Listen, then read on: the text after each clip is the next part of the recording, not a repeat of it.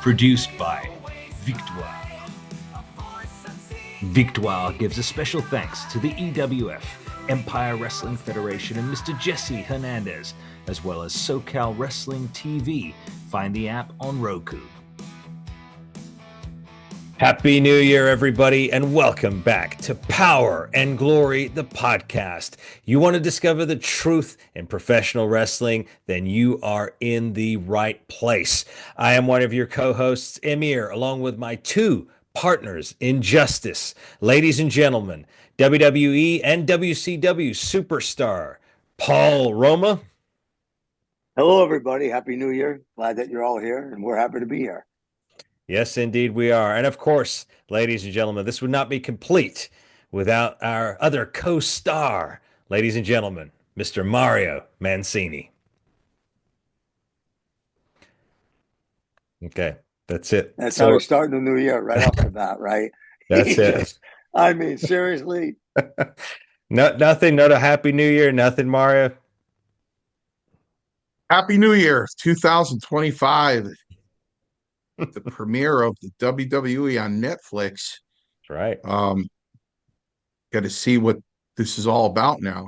See if they go over the top, or they're going to market toward the kiddies, or they're going to market toward the adults. If TNA are going to be on there, or if there's going to be any vulgarity, and there's a lot to look forward to in 2025 here, but nothing more to look forward to than hitting that subscribe button. That's you right. Got it. That's right.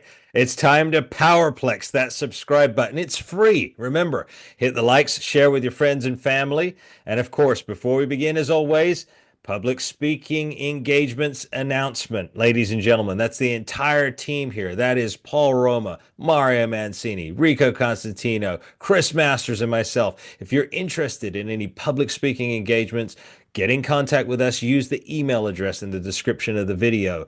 Likewise, if you're interested in purchasing your Power and Glory t-shirt, use the email address in the description of the video, and we will get that to you. And quick announcement also, by the way, super stickers are now available. So if you're watching this live, the live broadcast this Friday, I believe we got Friday evening tonight, make sure that you leave a sticker. Purchase us a protein shake or a coffee or a tea, or maybe you're feeling extra generous and you'll give us a New Year's gift. We welcome those and we appreciate it. But if you don't, it's not a problem. We just are happy to see you here with us on a weekly basis. Now, gentlemen, what a week it has been. What a way to kick off the new year. Eric Bischoff, Paul, your former boss, he's been speaking out. A little vocal. You. Yes, very vocal. He has.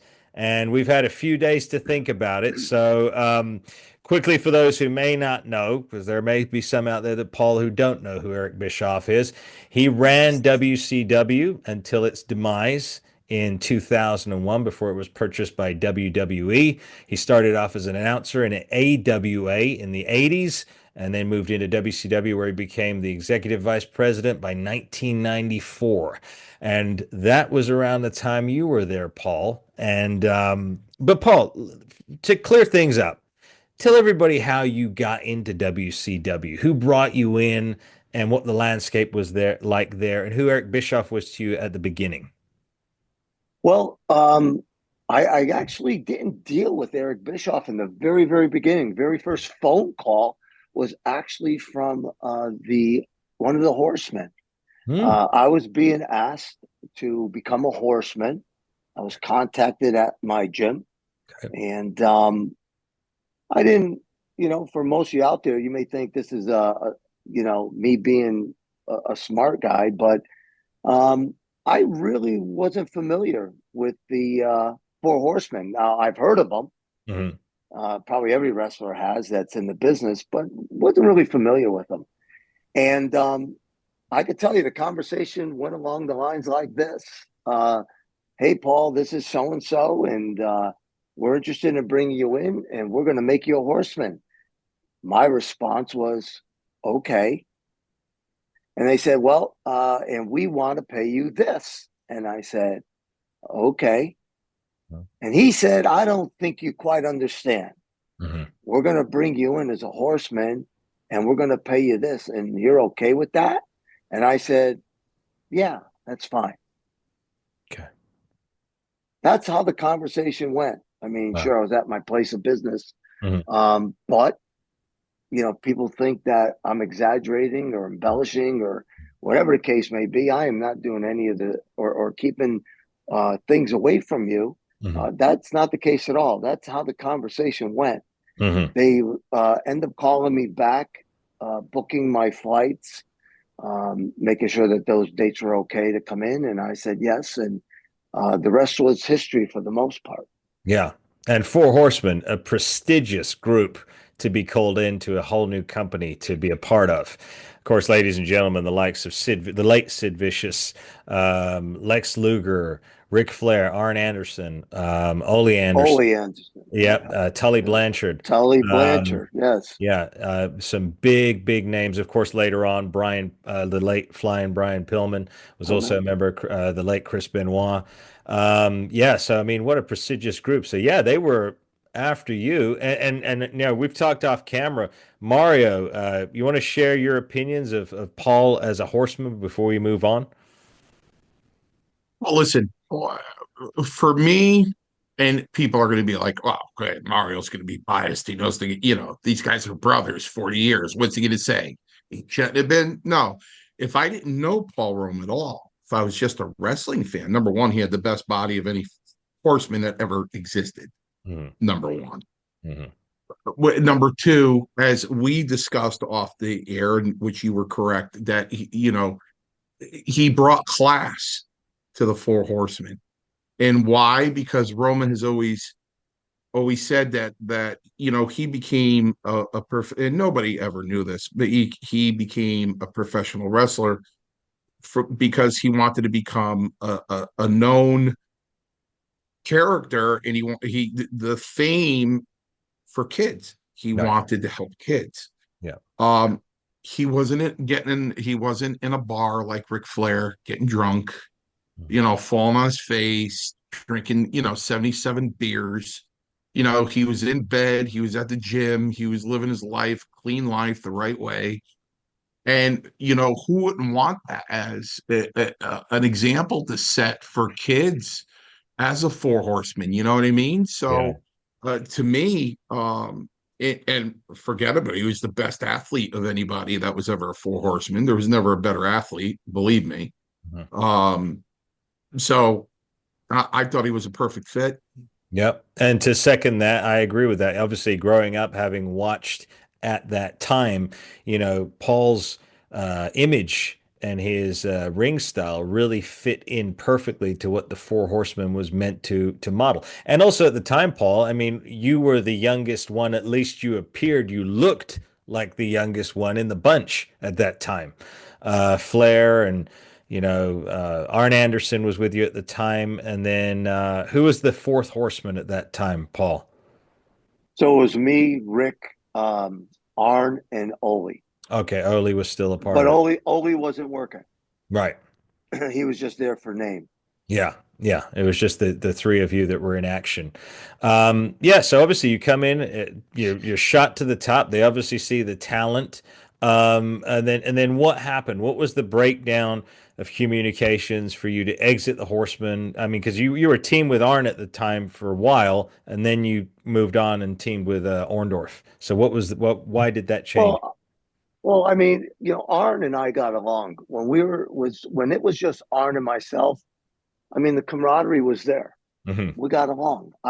Once somebody got to know me, for the most part, once they took the time to get to know me, they got along with me. They Yeah. understood who I was, what I was there for. I wasn't there to make a name for myself, for lack of a better word, to get off Hmm. because I'm a superstar. You know what I mean? Right. Um, so Arn understood when Ric Flair came into the picture. You could see the demeanor change Hmm. on in Arn. Hmm. I didn't understand it at first. Then it became so apparent, so obvious Hmm. what was going on. Um, so again, I didn't get it. Mhm. Really, I mean, you're supposed to be your own person, but I do understand that, he knew Flair a lot longer than he's known me, and Yeah. he didn't want to burn that bridge. So I get that. I Yeah. understand all that, and that's fine. Me, I didn't care, what bridges I burned, and that's why people, wrestlers, other wrestlers, maybe even fans, Mhm. came up with some choice names for me, Mhm. right? Mhm. Mhm. But that's them, Mhm. and I didn't care. I Mhm. was always going to be me. Yeah. I Yeah. didn't. I wasn't out there to please everybody. I No. was out there to do what I needed to do and get done. Yeah. Anyway, so going back to that, that's pretty much why I believe they dissolved, got me away from the Four Horsemen and end up teaming up with Paul Orndorff. Now, at this time, Paul, because Bischoff was still there, he didn't quite have the power that he had in 1994, because you would have been in the Horsemen in what, 92, 93, around that time, I believe. Yeah, Maybe around that time, yeah. that time. So Bischoff didn't get his ultimate power in WCW until 94. Now, what were your dealings like with Bischoff in the early days of WCW? Well, I mean, when I was called into his office the first time to go over contract, Mhm. super nice guy, super friendly, seemed to know what he wanted. Mhm. I was also brought back to speak with him one time, and he asked me about bringing Hulk Hogan, and I said, "Well, I think that would be a big mistake, you bringing Hogan in to Mhm. this company." Mhm. Um, he took what I said. He listened to what I said, basically, or at least he heard what I said, Yeah. right? Yeah. Um, but then, not long after that, Hogan came in. Mhm. So, apparently he didn't heed the warning. Yeah. You just, again, you get the top quarterback in the NFL, and when his time is up, it's up. Yeah. Yeah. You're not going to rekindle him. It's Yeah. done. You Yeah. know what I mean? Those Yeah. days are gone. They're past. Yeah. So it was the old saying in wrestling was you ride the wave Hmm. until it comes crashing to the shore. Hmm. Once that wave crashes to the shore, get on the beach and walk away. Well, I was able to do that when I believed that my surfboard crashed to the shore, I walked away. Hmm. I wasn't trying to find that next wave to Right. rekindle my career. Yeah. These guys, they keep getting back on that surfboard. Yeah. They want to find that monster wave to ride. And for probably 98% of them, that wave's not coming. It's not there. Yeah, it's true. When you say I think back, and I'm sure wrestling fans will know and remember this event, Bash of the Beach '94. That was the big one. That was the one in Orlando, Florida. I think it was the same arena that hosted the Royal Rumble in 1990. Hogan against Flair. But you look at that card and you look at what they were producing in 1994 WCW compared to what WWF had started to produce in '94. Now, of course, Vince McMahon was in a huge slump in '94. WWF was really going down. Yet they were trying to be forward thinking. They were trying to create new stars. They were trying to change even the camera angles, the entrances, and things like that. WCW was still stuck in the 80s. I believe in that event they brought out Mr. T, like you were saying. That wave had already crashed, but they're trying to redo something that happened 10 years prior in the WWF.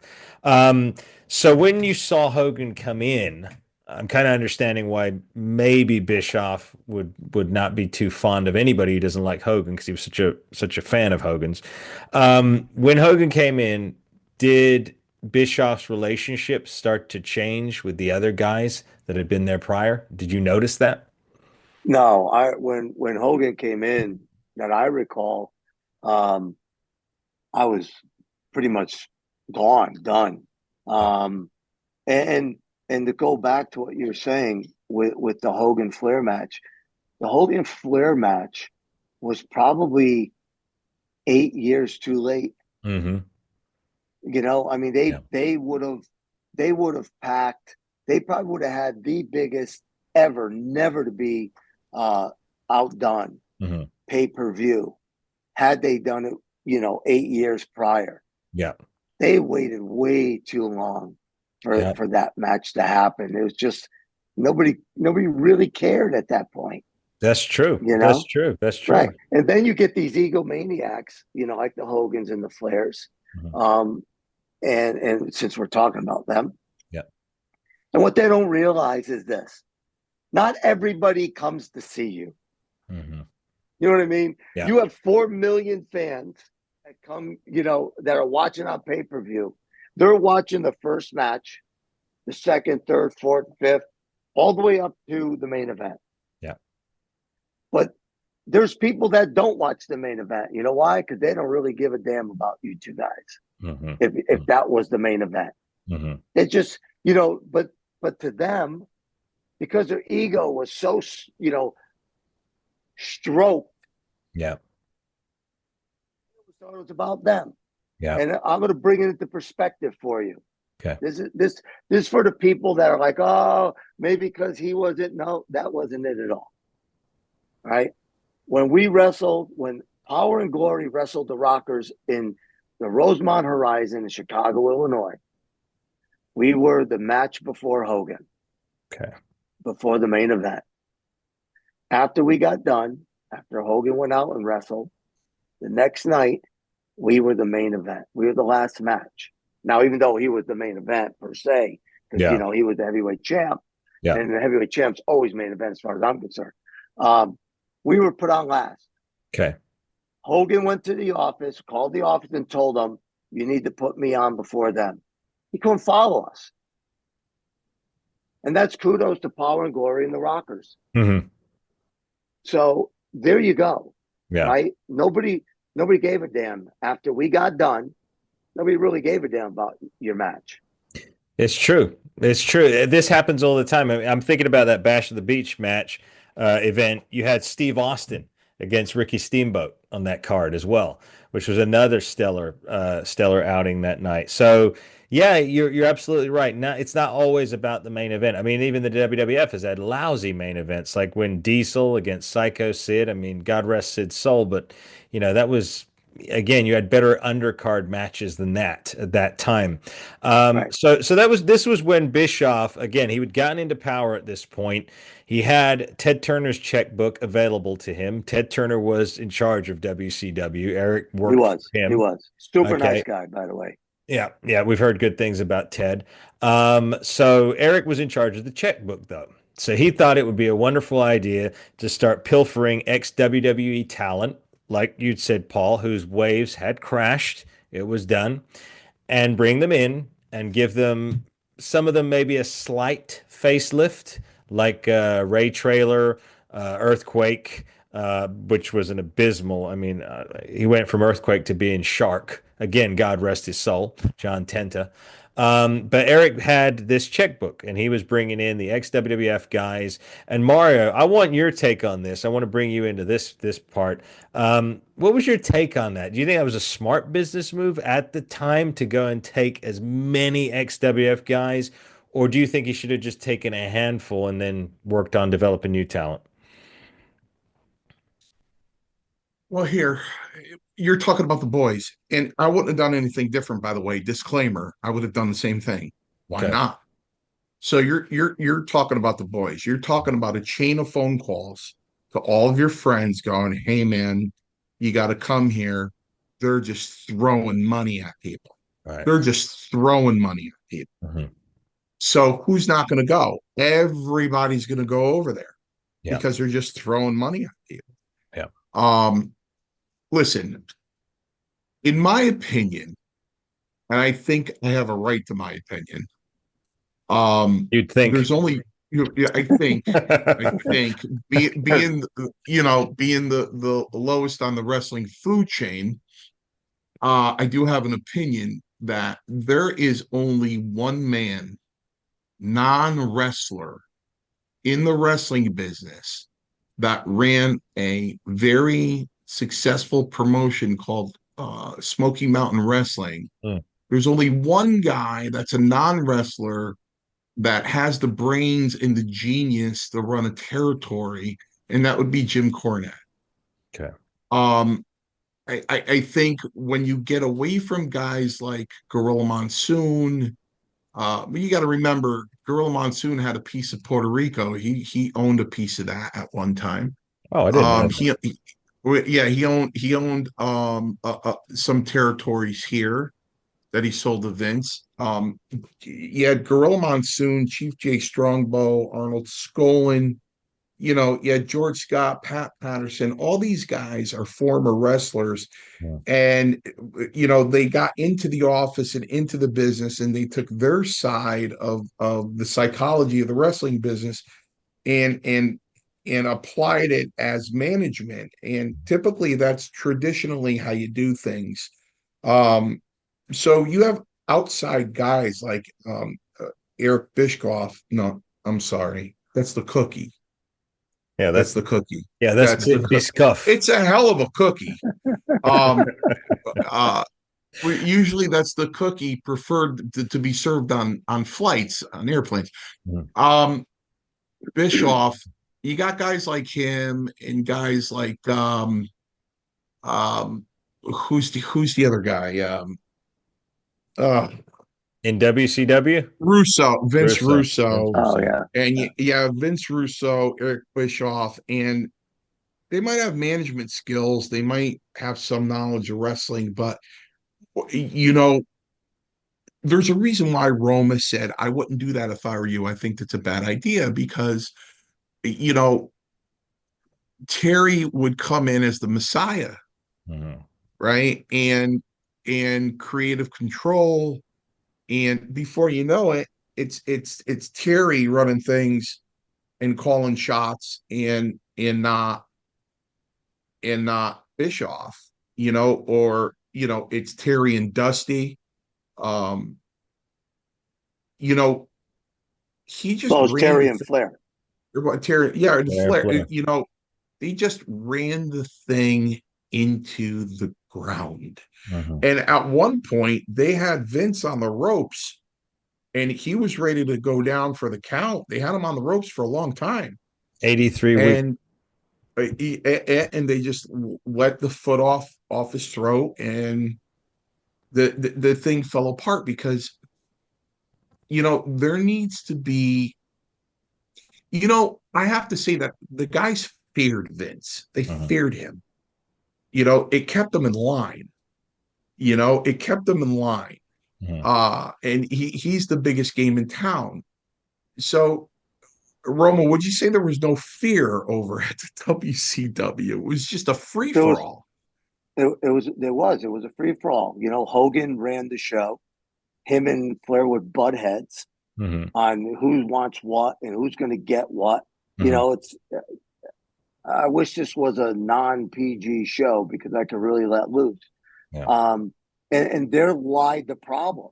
Mhm. You had the vice president Eric Bischoff, but who was supposed to be running the multi-million-dollar company, but you didn't. You had the Indians running the company, not the chief. Yeah. There lied the problem.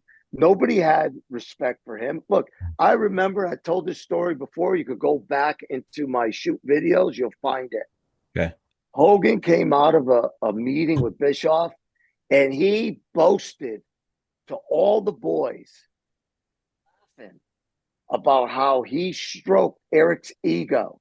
Mm. He told Eric, what a good looking guy you are. You should be in movies, yada, yada, yada. He Wow. goes, and Eric ate it up. What a mark, he said Yeah. about Eric. And I said, wow, this Yeah. guy is just hook, line, and sinker. He took it all. Wow. He took it all. Everything he threw at him, he sucked it, I mean, and that's the problem. Mario started to say it, and Mhm. I think he stopped. When you get true professional wrestlers Mhm. that come into your company, that want to work for your company, they understand the business. Not all of them, Mhm. but a lot of them understand the business. Vince had that. He Yeah. had all these guys that understood the business, and he didn't let them. They weren't wrestling at the time. Right. They weren't wrestling. Flair was wrestling at the time Mhm. and dictating to Bischoff. Then Mhm. he brings in Hogan, who's wrestling at the time, Mhm. and he's dictating to So Mhm. Bischoff is sitting back because he has no control anymore. So, He brought in the two of the biggest egomaniacs in the world. so he lost control of that company because obviously Who Killed WCW was a show that came out earlier this year on Vice TV. It was The Dark Side of the Ring. I watched that, and there were a lot of finger pointing, like, "Oh, this person killed WCW, Vince Russo." But from what you're saying, Paul, Eric lost control of WCW the minute He's he the one who started running killed it. it. Yeah. Yes, he's the one who killed it. I mean, you're the vice president. You're in charge of operations of what's going on. Hmm. You have the you yay or nay storylines and angles and all that other stuff. So how did it get so far out of control? Yeah. How do I come in and I bring in Mario and I bring in Gino Carabello and I bring in Mr. Perfect and I bring in Mr. Wonderful and I'm just bringing all my friends in. Yeah. It's free money, everybody. Come on in. Yeah. And that's the problem. Again, they were bringing in people. You brought in, and I have nothing against these guys. Brutus Beefcake. You brought Brutus in, Hmm. and you did everything you could to rekindle his career. Hmm. I mean, we've said it so many times. Look, stop waiting by your phone. Hmm. Okay, Hmm. you guys that wrestled when I wrestled, you're old. Your career is over.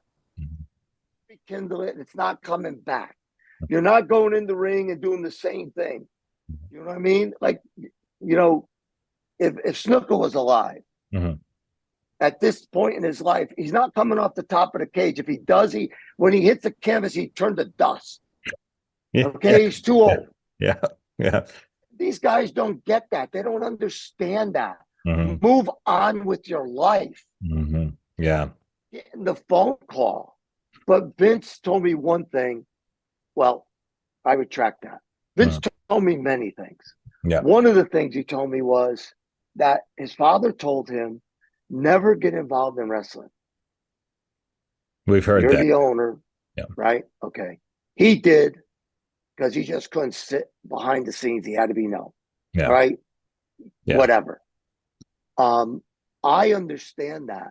To this day, I get it. Somebody wanted to wrestle for PAPW, our company, and I told them no. I said, it's the young guys' time now. Hmm. You had your day. It's over. Hmm. He was hounding Mario to no end. Okay. And finally, I told him to let him contact me. I will tell him. Okay. Because that's the truth, dude. Yeah. People that watched you back then, Hmm. chances are most of them, if they're not alive, they really don't care about it anymore. And if they do care, they sure the hell don't care about coming to see you. Yeah. So We need fresh blood. we do need that. Yeah. I mean, that's vital. I mean, moving forward into now in the present, I think that still happens to this day. You get a lot of guys who are coming back to help re-energize a company, a brand. But then again, that's almost a necessity now because if you look at the rest of the talent roster, and I don't mean to degrade a bunch of people, some maybe, yes, um, they're not up to par. They're just not. They're not there. And so what happens is they have to keep bringing in the guys who were there earlier to help hopefully motivate the guys and bring the company back up. Okay. All right. So yes, and I agree with that a little bit. Mhm. However, when you have to pan away from Mhm. the ring or should I say go to the wrestler who's standing in the ring, you just announced Ric Flair. He's coming up the steps and he's having trouble walking up the steps. Yeah. Yeah. He's having trouble getting through the ropes. Yeah. Okay. He threw a punch that looked like sleep halfway through the punch and then continued on once he woke up. Not getting it done. No, that's You're not. insulting the people. Yeah. You've stolen, not taken. You've stolen their money. Right. They Yeah. didn't pay to see that. Yeah. All right. They didn't pay to see two people on crutches fight one another at 75, 80 years old. Yeah. That's yeah. Then once you've hit that point, it's too much. Yeah. Unless you could continue, unless you could still do what you do. Look, if I could still drop kick the way I drop kick, Mhm. and do some other things. Okay. Can I drop kick still? Yeah. Is it as high? No, of course not. Can Right. I walk up the ropes backwards still? Yes. Can I drop that big elbow up the top? Yes. I can still do those things. Do Mhm. I want to? No, I don't want to do those things. Right. Right. Yeah. You know what I mean? My Yeah. days, as far as I know, are past now. It's Mhm. it's the young crew. They give them the chance to come up. And Yeah. I do agree with you. The younger guys today, some of them can't cut it. Mhm. They don't have that it factor. And Mhm. I get that. But let's go back now. Let me digress. Let's go back to Eric Bischoff. Yeah. Eric said some things. Okay. Mhm. He tried to, as far as I saw, Mario, Amir, you Yep. correct me if I'm wrong. Okay.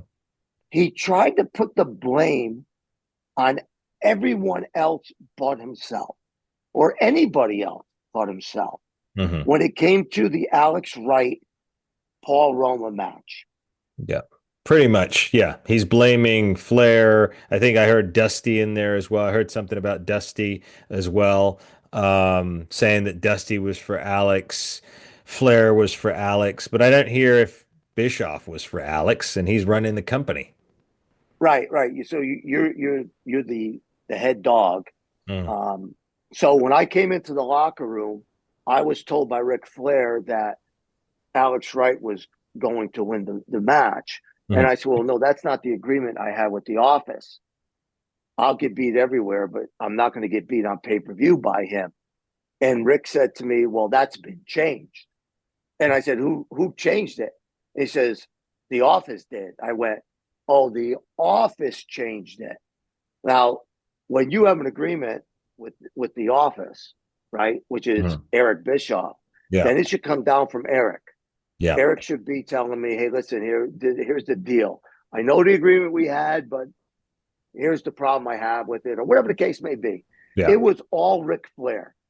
That tells me that Bischoff either knew and he hid from me, or he didn't know, which shows that he doesn't run the company. It Mhm. was Ric Flair running the company. My understanding was Ric Flair wanted to do the Sabida with Alex Wright, which I informed Alex that was the case. Wow. And he quite literally didn't understand when I had said it to him. I had to really lay it down on him in layman's terms. Now, Here's what's going on. You now, better Paul, watch yourself.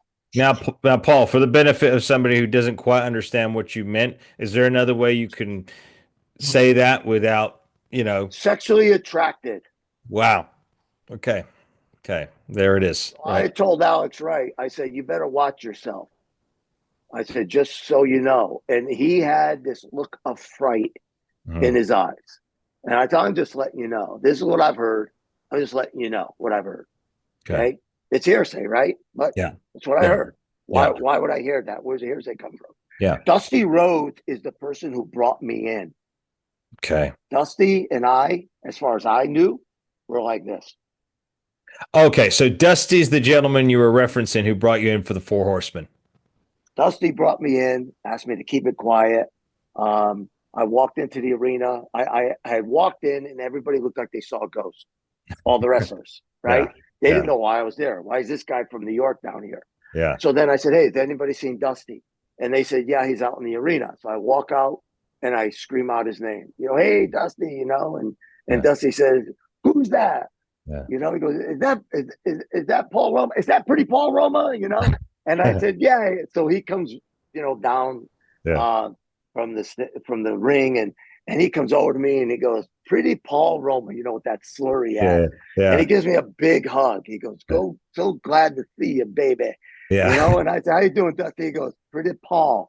Let me tell he goes, you know what? That's going to be your name, baby. Pretty Paul Roma. That's your name. And I was like, okay, you know Yeah. what I mean? Like, Yeah. that's how things happen. Yeah. Yeah. And that's how they announced me, right? I mean, I came out on stage. Yeah. And Flair did this great, speech, Hmm. great intro for me. Yeah. But again, I listened to Eric and I said, wow, You ran a company, supposedly ran a company. Now you're saying that you don't know if, well, maybe Rick didn't get along with me, didn't like me. Well, like I knew it. Yeah. I mean, to appear it was obvious. Then he comes to you and says, "We want him. We want to get Paul off the Horseman." So you break us up, but you don't. You still think you never cared to ask Rick why? Yeah. Why do you want? You know, we brought him in. You know, for a reason. Dusty brought him in to make Yeah. him a Horseman. Why? Yeah. Is there a problem with Arn? It's not working out with Arn because Arn and I got along as far as I knew. Right. You know what I mean? Yeah. So again, you know, what's the deal? Either you run this company or all the Indians run the company. Mm-hmm. So you know what? The way I saw it was, and as I stayed there longer, and more people were coming in, I saw that it was just mayhem. Yeah. Yeah. That You it know, mayhem. the Indians were running the whole place, It and got it was just worse. bad. It got worse. But now, Mario, I want to hear your take on this as well. So, Bischoff comes into WCW in 1991. By 1994, 95, when they released Paul, he's barely known Ric Flair, well, not that many years. It's not like him and it's not like Vince and Hogan. They weren't, best buddies and they didn't make all the money together. Do you, in another business, in another world, no way would a guy like Ric Flair be able to influence a guy like Eric Bischoff.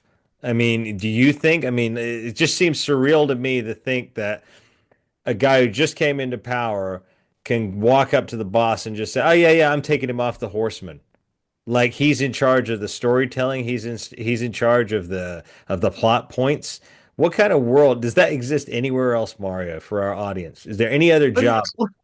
No, I mean,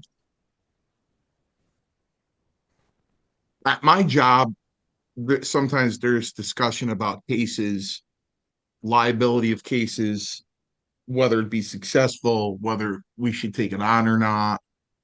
Ultimately, it's the head lawyer's decision. Hmm.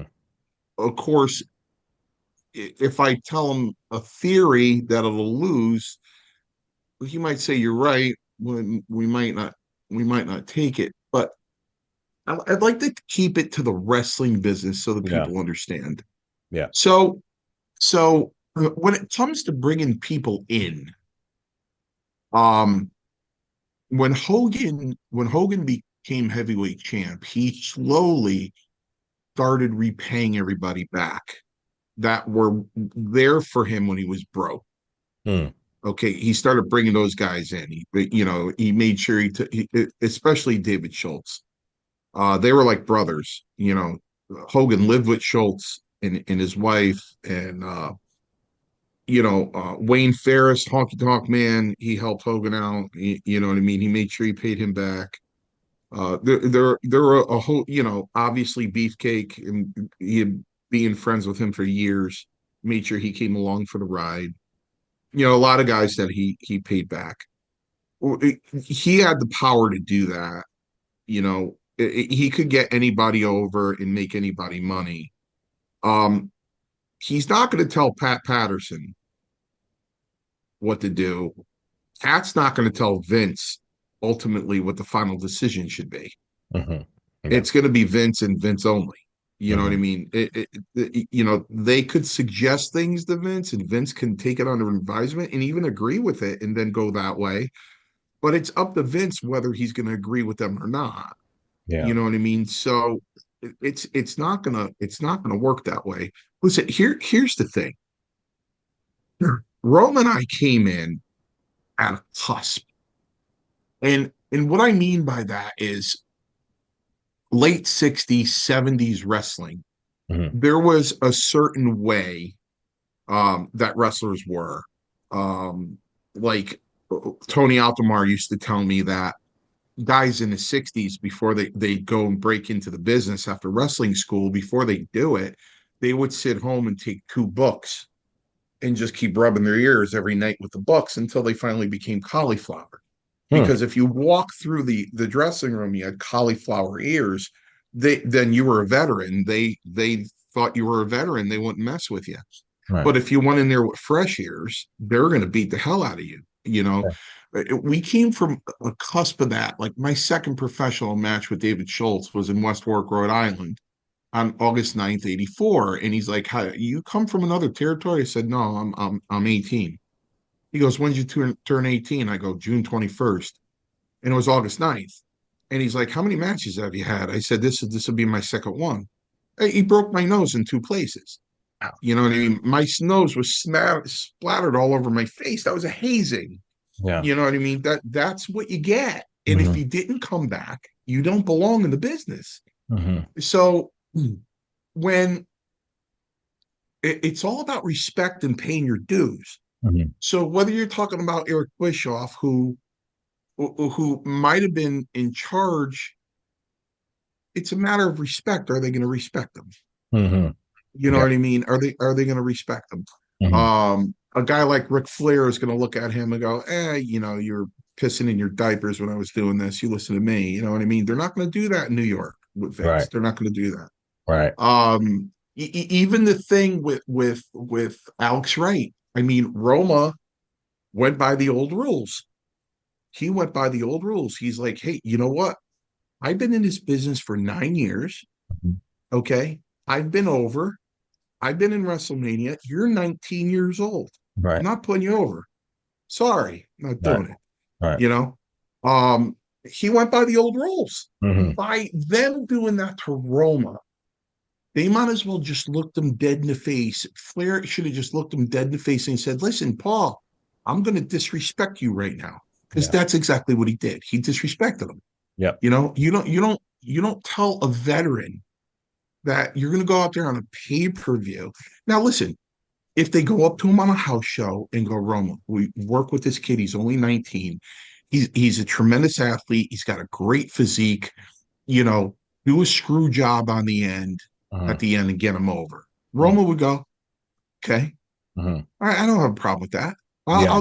I'll get the kid over. I don't have a problem with that. You know what I Yeah. mean? I know he's got to shoot up or whatever, but it's going to be a screw job. You know what I mean? So, you know, or a respect would be go out there and do 19 minutes with Roma, and he's going to get disqualified, and you're going to go over. He's going to Yeah. get DQ'd. You know what I mean? There's ways to respect people, and we came up that way Mhm. with that respect. But when you tell a veteran that a 19-year-old is gonna pin you three in the middle, why? Why? And Roma being savvy and knowing the business, and this is the difference between Bischoff and anybody else. It's like what Roma said about Hogan stroking him. Now you get a guy like Gorilla Monsoon, you get a guy like Terry Garvin, Pat Patterson, especially Strongbow. Strongbow's going to pick you off in a minute. Hmm. He's going to go, "This guy's trying to work me. Yeah. He's trying to give me the gaga." That's Strongbow's word. This guy's trying to give me the gaga. You have to have people in the wrestling business that know when somebody's trying to give you the gaga. Guys like, there's only one guy that would know that, Jim Cornette. All the Yeah. other guys are like, obviously they gave Bischoff the gaga and he bought it, Yeah. right? Yeah. So you gotta, and you know what? That's so valuable because I've taken that I've taken that in my life and I've applied that to other things in my life. When people are talking to me, I'm like, "Oh, this guy's just giving me a gaga. This guy just," you know. And what people don't know about people that have been in the wrestling business, that if you're giving me the gaga and you think you're getting over on me, guess what I'm going to do? I'm going to let you get over on me even more and Hmm. make you think you're getting over on Yeah. me. Yeah. Yeah. But in the meantime, I'm planning on slamming you at some point. I'm going to let you go Yeah. for just so long, then I'm going to whack it on you. You know Yeah. what I mean? So you have to know the business and how it works in order for it to work. In order to be smart in the business, you have to know what's going on. And Rome and I were taught by one of the best, and that was Tony Altomar. You know what I mean? Nobody gave you the gaga more than Tony Altomar. I was 17 years old. Mhm. He called me up at 8 o'clock on a Sunday morning. Class started at 9. Mhm. I lived 15 minutes from the school. He called me at 8 o'clock. He goes, "Where are you?" Yeah. I said, "Well, I'm getting ready to get in the shower and come to the school." He goes, "You better get here quick." I go, "What's wrong?" He goes, "Oh, nothing wrong. CBS TV is here and they're looking for you. They're looking for you. They want to interview you for Mhm. the Sunday morning news, and you're nowhere to be found." I went and I showered 90 seconds. I got dressed. I went up Route 1 Yeah. at 90 miles an hour, Yeah. okay, to get the orange. I parked my car right away. I busted in the doors like this. Yeah. And he came up to me and he said, "Good kid, good. I'm taking Carolyn out for breakfast. I'll see you later." He was taking his girlfriend out for breakfast, and he wanted me to take the class. Yeah. You know what I mean? So he can go out to breakfast with his girlfriend. You do that to me now, Yeah. I'll tell you what, if I'm not there, tell them to start without me. Yeah. Sure. Or I'd say, "I don't see a check." So then you get an interview. You know what I mean? So, you know, but I was 17 years old and there I Yeah. was rushing down there because CB, you know what I mean? He was working the hell out of me, Yeah. Yeah. And in some phases, it might not be that extreme, but these guys will work you. You'll talk to some of these guys and you'll walk away and you'll tug your pants up and go, "I swear I put on underwear this morning. I don't feel any." They'll walk away with your underwear, man. Yeah. This is the wrestling business. Yeah. Yeah. And if you don't know that, it's not gonna work out well for you. Well, Well, it's look, interesting. Oh, sorry. go Sorry, on. Paul. I'm sorry. Go on, Eric. Go on. I was just going to say that it's amazing how many guys have come into power in the wrestling industry and literally let that power just slip through their hands because they're out of touch. So out of touch. Even just talking about it with you guys, you've got you, Paul. You were in the prime of your athletic career. You were 34, 35. All right. You weren't like Hogan. You weren't like, pushing almost 50, right? You were still at your prime. And you got this 19-year-old kid. And again, no disrespect to Alex Wright, but I was a youngster No, at the no. time. He's a I good didn't find wrestler. a good wrestler, but I didn't find him marketable or interesting at all. That was just me as a kid. From a kid's perspective, watching you guys at that time, he was not marketable to me. So I don't know whose call that was to have a 19-year-old go over on you, former Four Horsemen member, tag team champion. That doesn't make sense at a pay-per-view at all. So that's being out of touch with reality right there. Right. So, but I think a lot of these or people like Bischoff and that, once they get a little bit of power and it goes to their head and they start, like you said, especially like him, if he was, what you're describing is he was a bit of a mark, Paul. He was he's an announcer. Think Yeah. about it. Like I don't understand how he got put into that, how he got that position. It, What qualified him for that position? What did Ted Turner do? Wake up from a drunken stoop one night, yeah. and this guy was in his office. He goes, "Who are you?" And Eric says, "Oh, I'm your new vice president." Did I hire you? Because I don't even remember. You know what I mean? I mean, how the hell did he get the job? But Yeah. it just goes to show you. So now I get done with the pay-per-view, Yeah. walk in the locker room, change. Nothing said to me. Okay.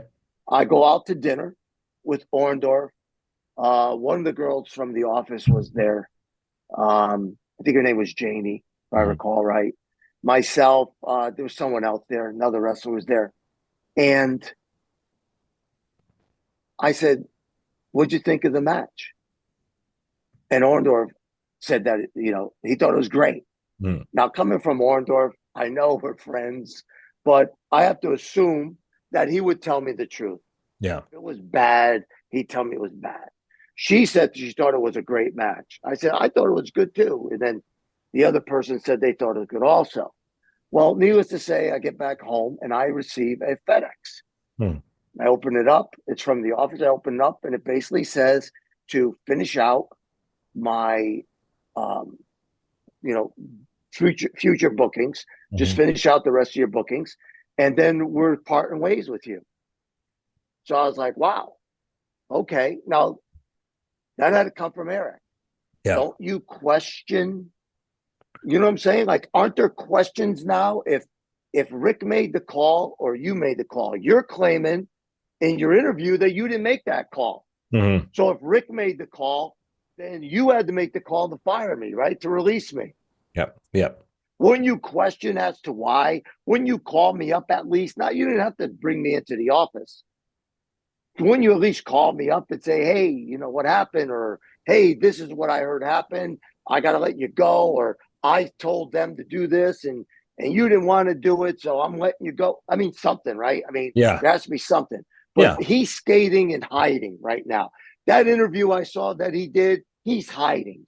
Yeah. And that's what I expected out of him, is to hide. Yeah. Okay. So, you know, now I get a phone call from Ric Flair. I don't get a call from Bischoff, who's the VP of operations here. I get a call from Ric Flair. Wow. And Rick says, you know, hey, Paul.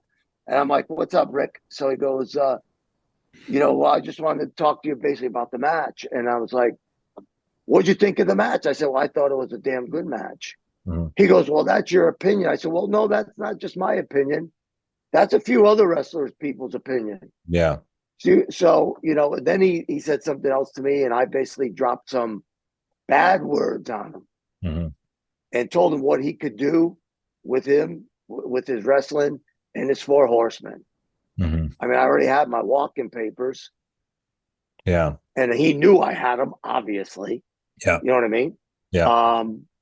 You know, sorry you feel that way, you know? And I'm like, whatever, dude. Yeah. You know what I mean? And that was pretty much the conversation. Yeah. That was the end of it. It's cowardly. One of the things that struck me in that video that Bischoff put out last week was there was conversation in there. I don't know if it was the other co-host with him, but they were talking about when you did the Alex Wright dance, which I thought was absolutely hilarious. And that I'm a heel. Yep, and you're a heel, and let's reiterate this again also to the younger generation on the fly. He's listening to the crowd. He's not got it all planned out to the minutia. He's going with what he's hearing. You're hearing the crowd. You're giving them what they want. They are cheering you like they would Steve Austin, right? You had them. There is nothing. If actually, when I watched that match again this week, Paul, because I wanted to refresh myself. It was a damn good match.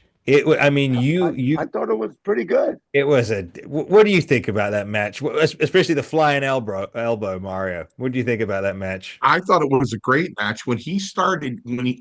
Of course, I started laughing hard because my favorite part of that is when he got up and started doing that straight knee kick dance.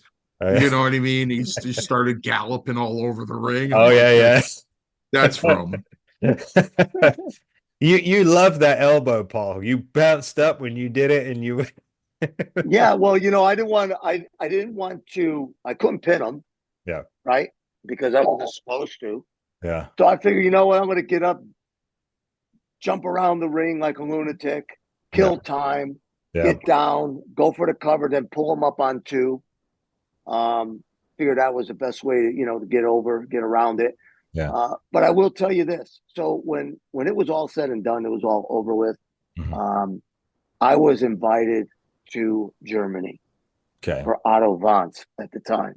Okay. And when I got there, the guys greeted me with open arms at the arena, which I thought was great. Obviously, they all knew about the match. Yeah. And they said this to me. Now, these are coming from other wrestlers. We had gone out afterwards to get something to eat, local bar, whatever. And they said, you know, had Alex Wright beat you, you wouldn't be here right now. And I was like, excuse me? And they said, yeah. They said, because of what you did, you stayed strong. If he beat you in the middle, 1, 2, 3, and you had a regular match, you wouldn't be here. Right. Otto wouldn't have brought you over. Otto made me his champ. Wow. Right? I became his champ. I went to when I was announced, and I'm tooting my own horn on this one, I went to a sold-out arena. One of the guys turned to me and they said, you're going to be back. And I said, why do you say that? He said, we haven't sold an arena out thus far this year. And I was like, Wow. Well, I appreciate that. So Otto called me in and he said, I want you to come back. I want to make you my champ. Will you come back? And I said, absolutely, I'll come back. So I came back and sold out again. And Hmm. then standing room only the next time. Yeah. So Otto appreciated, I appreciated Otto bringing me over. Um, and I appreciated the guys that were there Hmm. that welcomed me with open arms. They Hmm. were a hell of a group of guys Hmm. that were more, how can you say it, welcoming Hmm. than here in the United States. Yeah. One of the things, Paul, before I forget, because I'm thinking over that interview as you're talking about what Bischoff said again, and he kept saying, "Oh, Paul should have just done his job, the right thing." That's what he kept repeating. It's easy for someone like that to say because it's not his reputation and his character on the line. And I'll come out because, like I said, we're all business partners here. And what is said about Paul, I take that seriously. I have done since day one, since we started this, when another podcaster made some shots at you, Paul, which I didn't find very kind at all. It's easy to from the behind the scenes just say, oh yeah, I think they said maybe go into business or something for yourself or something like that. I heard someone say, but then that's not the case. You're in the prime of your career. And like you said, if you go out there and a 19-year-old just wipes the mat clean with you, after all, where do you go from there? Even from a storytelling standpoint, it's character. I can't say that word. It's character ending, right? That's Right. what it is. You basically ended your character. So what I you did, sabotage myself, yeah. Yeah, right? had you followed exactly what they wanted, you would have sabotaged the idea of Paul Roma. Right. And that's what they said in Germany. That's what Mm. the wrestlers in Germany told me. Yeah. Had you done what you were supposed to, that was it. And here's the other thing. So here's a guy Eric, who's talking um, from a position of, for lack of a better word, a coward. Yeah. You don't even know what's going on in your company.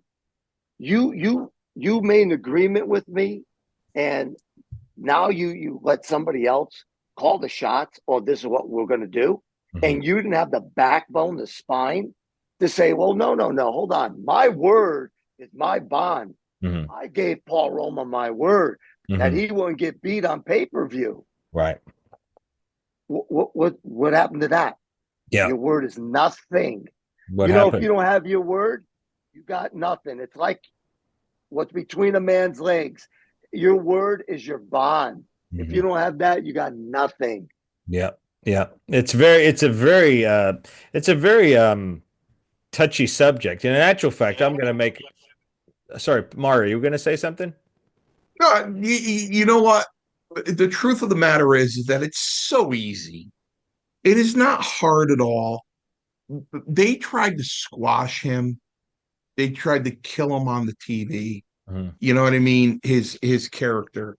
You know how easy it is to just knock the referee down, Hmm. ring the bell Hmm. and get DQ'd. Yeah. It's so easy, and it could be done in a snap of a finger. Yeah. They purposely they went out of their way to try to hurt his career. Yeah. That's really going out of your way, because when you really think about it, that's why I had listen. We do the Cadillac Ranch once a year. Sometimes I have fun. And last time I did it, I I have fun. I asked for, because Roma's the booker and the storyline teller, and I'm like, I just want to do one show a year. And Roma's like, so who's working the ranch and everything? And I'm like, Roma, I'm having a big problem. I got like four guys or five guys that I want on there, these specific couple of matches. I said, but I'm having a problem, you know, putting the other matches together and telling who's got to do a job. I go, I'm having a problem telling somebody they got to lose. It's just bothering me this time. He's like, I'll take it. I'll do it for you. I'm Mhm. like, thanks, man, because I don't want to do it. You know what I mean? So, because my point is, everybody will be counted out. Mhm. Everybody will be DQ'd. There won't be any pins if you leave it to me. Yeah. I want to Yeah. keep everybody. I want to keep everybody alive, Yeah. right? Roman just goes in there and goes, John Doe versus Fred Doe. John, you're over in 12, and that's it. You know Yeah. what I mean? So it's easy. It's easy to do. You just say, hey, man, get DQ'd. He there never has to be a pin. He doesn't have to get pinned. Well, even if there is a pin, it's got to be a reason to the story behind it. I don't even remember the program you had with Alex Wright. It seems like it just got pulled out of the air, and there it was. It wasn't even a build. Yeah, it was a. I'm supposed to be jealous of him because he's a young, good-looking guy, and the girls are flocking to him, and it's upsetting me, blah blah blah. And I said, okay. They said, and here's the agreement. The agreement is we want you to work with Alex every show Right. and make him better. I said, okay. I said, but I won't get beat on pay-per-view by him. I'll lose in every arena to this kid. Hmm. I'll work with them, get him better, get him over, but I will not lose on pay-per-view. Yeah. Absolutely not. That's not going to happen. I said, great. Mm-hmm. I agree. Let's do this. Yeah. And that's how it all started, Yeah. But again, it's easy for somebody who can't run a company look down on me and talk about me when I broke my butt for my career to keep it going. And now you don't even have the manhood to make the call. You basically let Rick do whatever he wants to do Yeah. because you don't have the cojones to do it, Yeah. right? Yeah. And then you don't even have him to call me on the phone and say, hey, Paul, listen. Don't even worry about calling me in the office. Save an airline ticket. Mm-hmm. But you send me a FedEx saying we no longer need your services. I Yeah. mean, what a spineless jellyfish. Seriously. Yeah. And now you're going to sit on TV on some podcast and say, well, I didn't know this. And, oh, I didn't know that. And he was unprofessional. Dude, you never wrestled a day in your life. You know nothing about professionalism. Yeah. You tanked a multi-million-dollar company. Yep. What do Yeah. you know? Yeah. You know what I'm Yeah. saying? Yeah. So where do you get off? Yeah. My point. Right to your opinion, but at the end of the day, I mean, seriously, you could take your opinion and shove it where the sun don't shine because it has nothing. It means nothing to me, and I'm sure it means nothing to the thousands of fans that I have that are watching this podcast right now. Right. They'll agree with me. Yep. I mean, who are you and where do you get off? Exactly. To make my career, I made my career. I worked hard. Mm-hmm. I went in the gym every night while people were out in bars and having a good time and eating like, Burger King burgers and McDonald's and just eating like slobs. Yeah. Go easy, go easy, Roma. Go easy, Roma. Go easy. Okay, easy, nothing easy, against you, Mario. easy. But not just that, everybody, ladies and gentlemen, working with the kids, doing charities. Yeah. Everybody, I want you to understand, Paul's one half of some of the greatest tag teams that were ever created in pro wrestling. And one he invented himself with Hercules, Power and Glory. He's a member of the Four Horsemen, former tag team champion. I don't want to hear anybody saying anything negative about Paul. He was part of the golden era of pro wrestling. And anybody, you can argue it all you want, but it's not going to change the fact that he was there. He was in that opening 10-man tag team match at Survivor Series in '88. He was in the grand finale in '90. There's no denying these things, and sorry. And when you win, you can't be that horrible if they're putting you over. Right. If they're putting you in a mania, you can't be that bad. Exactly. Be sticking in the mania. I don't care. I know we were hurt when we went to the mania against against Demolition, but what were you supposed to do? Vince needed somebody. He needed someone that at least we had. He told me, I at least need a minute out of you guys. You got to give me something. Well, Vince. So we did. Vince was already starting to have problems of his own at that time. That was when the scandals were coming out. He was getting investigated, so he was already going into rocky territory himself. Here's the thing: people don't get, uh, probably because they don't know. You started on it. Mario knows all about it. My family, my close friends know all about it. I wanted to wrestle for one reason: to be a role model for kids. Yep. Okay, I became a spokesperson with St. Jude Foundation. I thought it was a great, and I still think it's a great organization because they take every dollar and they use it to help these kids. Okay, I had a mission. This wasn't about, you know, fortune and fame.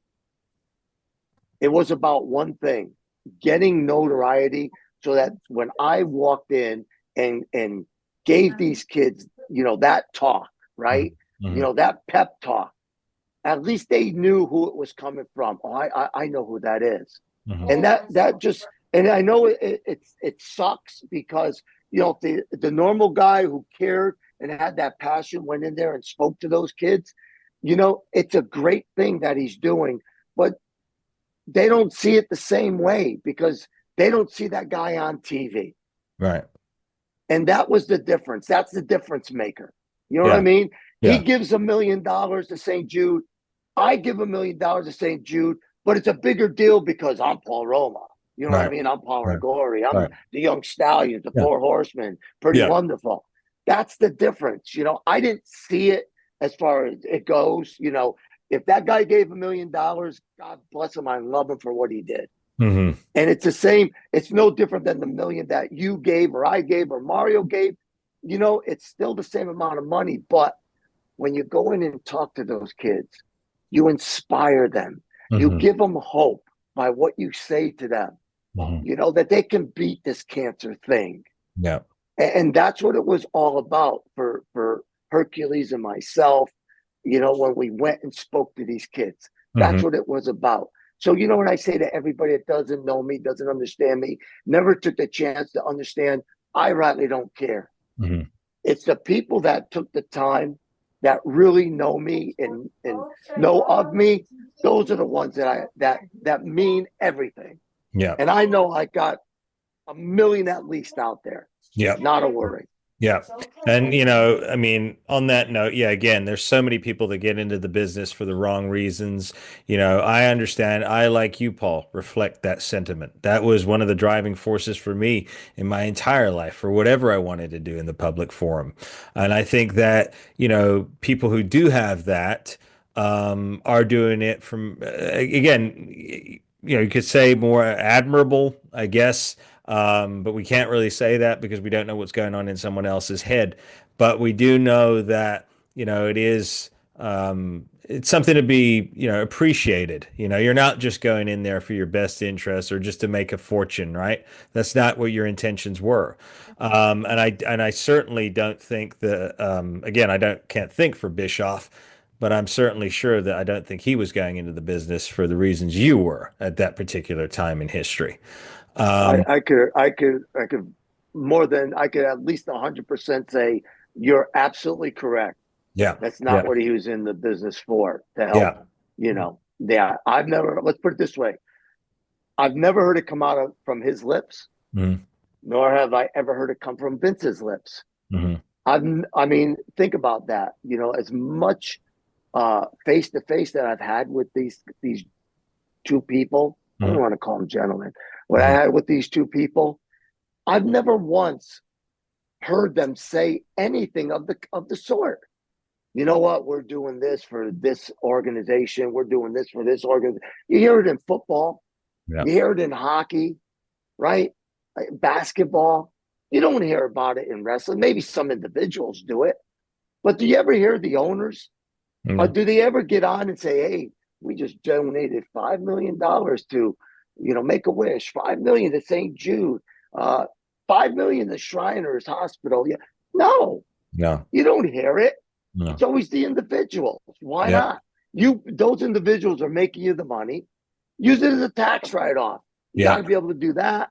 Yep. Well, Paul, Boast it's about it. it's safe to say that there were huge egos in the business back then, and it seemed to me that Bischoff surrounded himself with a clique of them. I think that's fair to say. Mario, do you have any closing statements as we're coming up to the end of the show here? Well, listen, um, it was a date and time. Uh, you can't change it. It could have been a tremendous organization if it was run right. I say it today. When it comes to AEW, he needs the new generation of Strongbows and Gorilla Monsoons, and I'll always say, for the WCW to be successful, you know, they could have got guys like um, Stan Hansen, Blackjack Mulligan, guys like that to go over and try to help them out.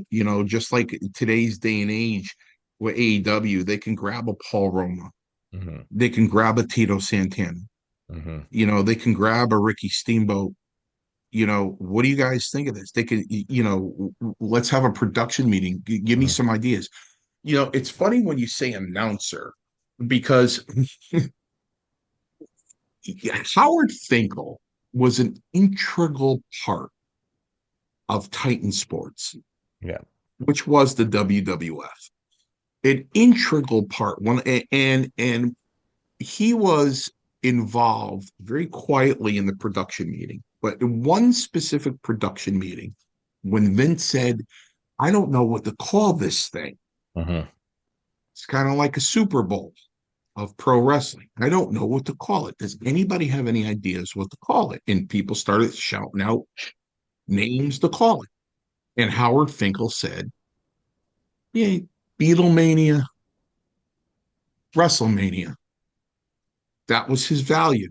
Hmm. When Jose Estrada and Jose Luis Rivera was standing in all gold satin with masks on, he walked by them and he looked them up and down and said, you guys look like a couple of conquistadors. And that was it. That's what they Hmm. were. Hmm. That was his value to the company. Hmm. And he never did it, and he was a very smart guy, and he never went over the line. They allowed Eric Bischoff to go over the line. He probably had his value at a limited capacity. He was a good announcer. Right, right. He probably had his value at a limited capacity, but they banked on him more. And he couldn't produce that. And then when I got out of wrestling, I ran a company. I had my own area. I had I don't know, 130 people underneath me. I had 35 accounts, and I hired, I fired, I scheduled, I did client interactions, at the age of 26 years old. Hmm. And the one thing, if you're going to get walked all over, it's not going to work. The Hmm. minute somebody walks on you and they see that, everybody's going to walk on you. Roma and I just had the discussion last month. I said, listen, I'm getting a little agitated. He goes, listen, lay down the law. So, you know what? In the middle, when there was a lull in class, I said, listen, I have to do some housekeeping here. Hmm. And I laid down the law and I said, if anybody doesn't like it, there's the door. You can leave and don't come back. Hmm. Yeah. And you know what? When people start doubting your authority, you have to rein them back in and say, listen, you better wake up. You know what I mean? And I don't think he ever did that. Hmm. I think, I think, I think he did mark out. I think he's like, I got Hulk Hogan and Ric Flair and Dusty Rhodes here. Who am I to tell them what to do? Well, Ted Turner gave you a position Yep. to tell them what to do. Yep. That's what he did. He Yep. gave you that position to tell them what to do, and you're not doing it. Yep. It's not about collecting action figures, real live versions of them. It's Right, it's right. yeah. It's So about running a business. again, and I don't mean to keep preaching the guy, but you know, a guy like Jim Cornette, if Flair disagrees with him and they get in an argument, Cornette will go, "Hey Rick, F you," and he'll walk away from him. Yeah. You Right. know what I mean? Right. Cornette doesn't, you know what I mean? So I don't know. I just know one thing. I've spoken about it a lot over the years. My view on it is still the same. Is somebody tried to this what we say in the business, squash Rome. Mhm. They tried to squash them. And that is just not you can't do that. You know what I mean? That was blatant. What they did to him was blatantly disrespectful. I mean, let's take a look at it. Let's take a look at it. Hey, Hogan, we want Brett to go over on you. I'm not doing that. Right. Yeah. Yeah. I'm not doing that. I'm Yeah. not putting him over. Shawn Michaels, Montreal. Yeah. Right. Yeah. Yeah. Yeah. Oh, you know what I mean? So Hogan said, he's too small to go over on me, Bret Hart. He's not doing that. You know what I mean? So now you got a guy 10 years in the business. Roma said he broke his butt to get where he was. No, he didn't. He didn't bust his butt to get where he is back then. He didn't do anything like that. He broke his neck Mm-hmm. to get where he was. Never mind his butt. He literally broke his neck. You disrespect a guy like that. Yeah. No. You're out of your mind. You're out of your mind. Yeah. He did the exact right thing. Yeah. And thank God he was rewarded for it in Germany. Somebody saw it, guys that are smart to the business. And it was their little thing. You know what? I guarantee you this. Between Flair, I don't know why Dusty didn't step in, but between Flair and a couple other guys, I guarantee you when they discussed this, they were laughing. Yeah. Yeah. We're gonna tell Roman he's got to do a job for him. Yeah. Wait, how do you think that's gonna go? Wait, yeah. Let Roman do it. Tell Roman he's got to do a job for him. Yeah. You know what? Yeah. The rib backfired on him. Yeah. Like I said, even as a child, it never made sense. And I think, again, they tried to squash Roma, and, people still do online. We've seen it even with Bischoff more lately. But you're never going to squash a true talent, I'm going to tell everybody why. horseman. I'm going to tell everybody why. Mm. When you look on the internet lately, and if they're trying to squash Roma, do you know why?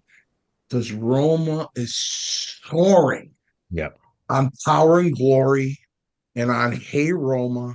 Yes. He's extremely relevant. Yep. Everybody's hitting the subscribe button. Yep. And they're getting jealous. Once again, Roma has dealt with jealousy his entire life in this wrestling business, and he's still dealing with it today because in another 6 months, we're going to have 3 million people following Roma. That's right. In Roma Nation. Not just me. Not just me. They're going to be following us, man. Mancini's Maniacs. There you go.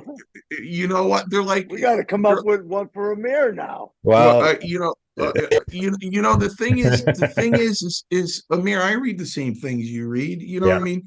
Well, I love listening to you guys. You guys got a good thing going. You got, because we tell the truth. Yeah. These aren't fairy tales, man. These are actual events, and everything that comes out of our mouth is the truth. And I said it on one podcast, and I'll say it again. Amir isn't going to deal with liars. He won't have them on a show. No. That's not his character. So everything that comes out of our mouths is the truth. Yeah. So, I think people these days, because you can't even get the truth from the news anymore, these days, they like to watch something that's factual, that's true. Yep. Events that actually occurred, why, when, and how. You know what I mean? Yep. So, agree. They're starting to get jealous on that all over again. Oh, Roma's got these 2 podcasts. So, well, let's go on, just like other pretenders on there that just pick out of nowhere. Well, let's pick on Mario Mancini. You know what I mean? Why? because we got this thing together Mm. and we got more views in a couple of months than some people got doing their show in 10 years, and they're mad. Yep. So they figure, hey, let's go, let's badmouth them Mm. and see what happens. And you know what? It's just not to be entertained. It'll just be refuted because again, we coined you want to discover the power of truth. That's exactly what this is. Every single show you see under this network banner is about the truth. And also another thing that we employ here, common sense. Common sense that seems to have evaded many of our peers. Not all of them, but some of them. So you'll get common sense with us. And like I said, when we hear something that is a little bit too much that we can't ignore, like what Bischoff said last week. We needed to address it, and now we want you to make your decision based on evaluating the information you've heard from Bischoff and the likes, and now you've actually heard from the star himself. You've heard from Paul Roma. We've dissected this. We've shared with you behind the scenes, and so now it's up to you to employ your good judgment on this. That's right. So, we addressed it. Now you have to address hitting that subscribe button. Yeah. That's what you have to address right now. We did our job. We did our part and addressed all of this. Yeah. Now you need to address, you hit that Powerplex subscribe button. That's right. Powerplex that subscribe button. We are on our way to 3 million subscribers. That's the number, folks. That's the number we wish to attain by the end of 2025. And we need your assistance to do it. So make sure that you Powerplex that subscribe button, like the videos. That also helps the algorithm. And then also sharing these video links with your friends and family, because sometimes the algorithm doesn't put us out there. So we need your help to put us out there further. That's just the way that the social media works these days. Gentlemen, it's been a wonderful show. It's been an absolute pleasure sitting here with you again. Audience, Hey Roma, we'll be back next week. We had our holiday break this week. We weren't able to schedule some time, but next week we will be back with Hey Roma. There will be a bonus episode of Power and Glory that we did shoot last week that I did not release. It will be coming out next week, the bodybuilding part 3, and then you'll get your regular installment of a brand new episode of Power and Glory. So you'll get 2 episodes of Power and Glory next week right here. All right, gentlemen. God bless you, Paul. God bless you, Mario. God bless you, brother. God bless you, Amir, and God bless everybody out there, and God bless that they listen to our show. Yep. God bless you all. We will see you next week.